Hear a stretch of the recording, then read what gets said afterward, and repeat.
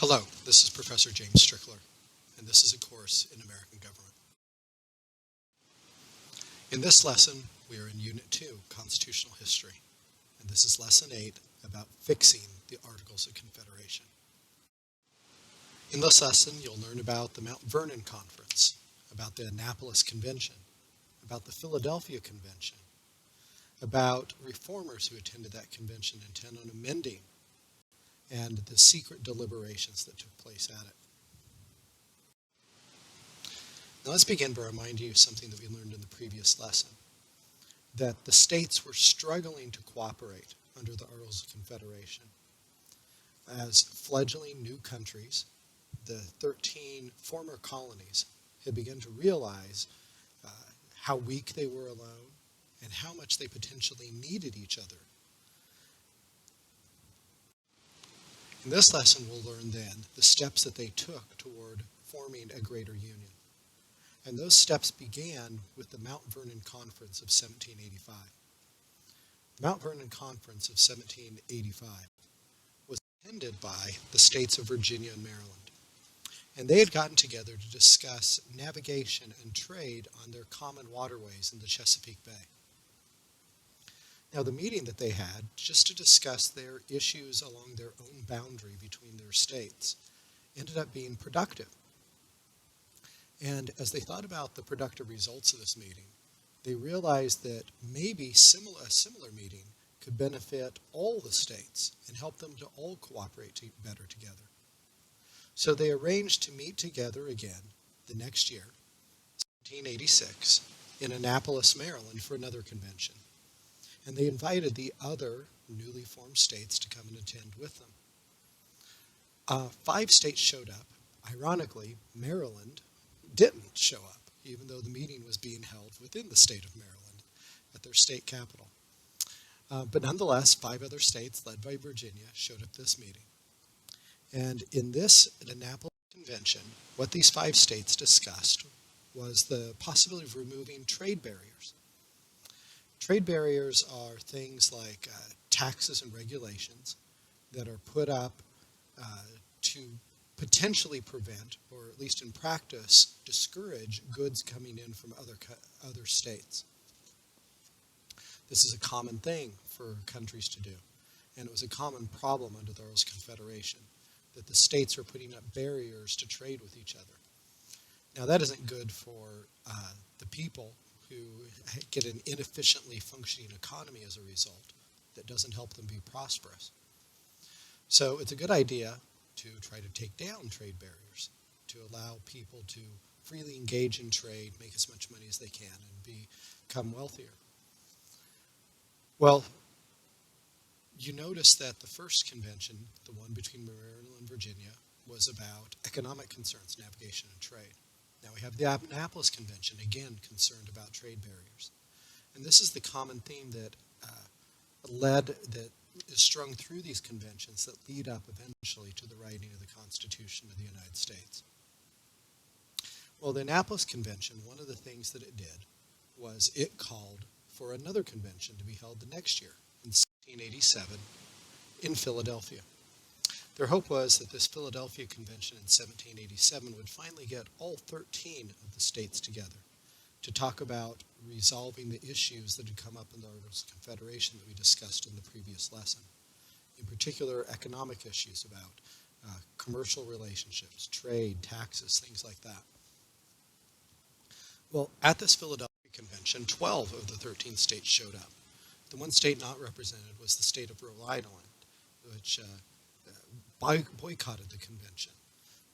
But the other 12 states were represented there, and the delegates at the convention were specifically authorized by their state governments to engage in proposing amendments to the Articles of Confederation. They were sent there to change it, hopefully for the better. So what this meant was this attention was heavily attended by reformers like James Madison. If the convention was set up to change the articles, the people most intent on going were those who wanted to change the articles. While people who were critics of this approach, who wanted the Articles of Confederation to stay essentially the way they were, stayed home. A prominent example of this is another politician from Virginia, like James Madison, a man named Patrick Henry.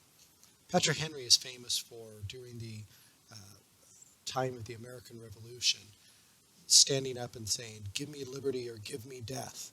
And that slogan inspiring other people to battle for the freedom of the states during the Revolutionary War. So if you have mostly reformers show up to a convention, people who want to make potentially dramatic changes to a document, then the result you're going to get is there's going to be dramatic changes made.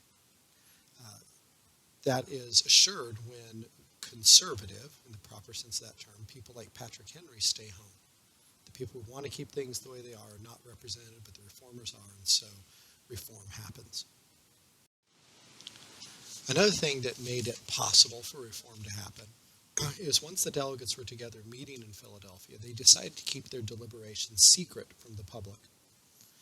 Now that is really important because it gave them the opportunity to consider some dramatic changes, some potentially radical ideas, without those being immediately reported to the public or to their state legislatures, their state governments back home, which could result in the meeting being broken up or delegates called home if the people got worried that things were being changed too much. Now this is actually a big sacrifice on their part as delegates to the Philadelphia Convention to hold their meetings in secret, because the meetings were held in summer. It's very hot in Philadelphia. The only way to keep it secret is to keep the windows and the shutters shut. So back then people dressed in several layers of clothes, and lighting had to be done through fire, through candles and fireplaces and things like that.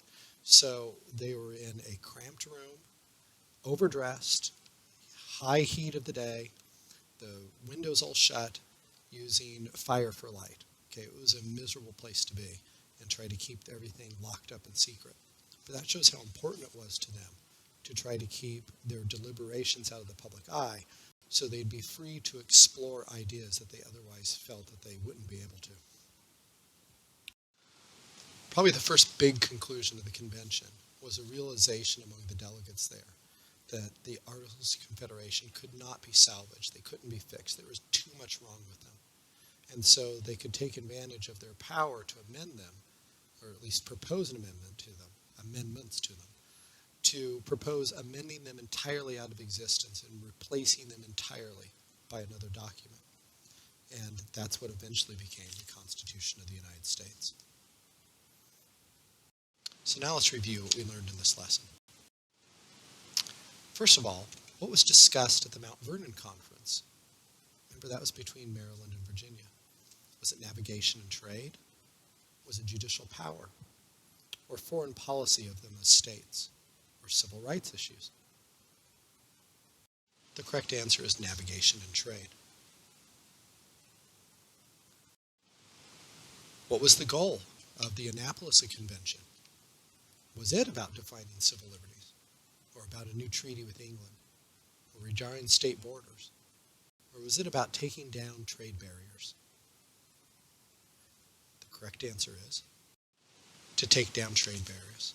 And again, let me remind you that this is a common feature of these progressively better attended conventions. They were called to deal with economic issues, particularly trade and commerce, to try to make them more liberal among the states. Next question. What was the purpose of the Philadelphia Convention? Was it to amend the Articles of Confederation? Was it to consolidate the states? Was it to open trade with France? Or was it to negotiate peace with England? Well, it wasn't trying to do any of the last three there. The states weren't going to be consolidated, at least that's when it wasn't its purpose at that time. They weren't a conference to open up trade with France or negotiate peace or anything like that. Their purpose was to amend the Articles of Confederation, to specifically fix some of the concerns that we talked about in the previous lesson. What did the convention decide to do with the Articles? Did they decide to leave them unchanged, or amend them entirely out of existence, or just make minor changes? Or was the issue not even addressed about changing the Articles? The correct answer is they decided to amend them out of existence and start over. Last question for this lesson.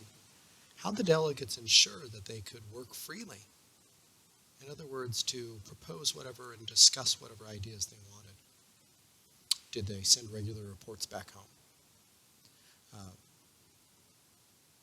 Did they resign from their government jobs? Were their meetings held open before the public? Or did they have secret deliberations?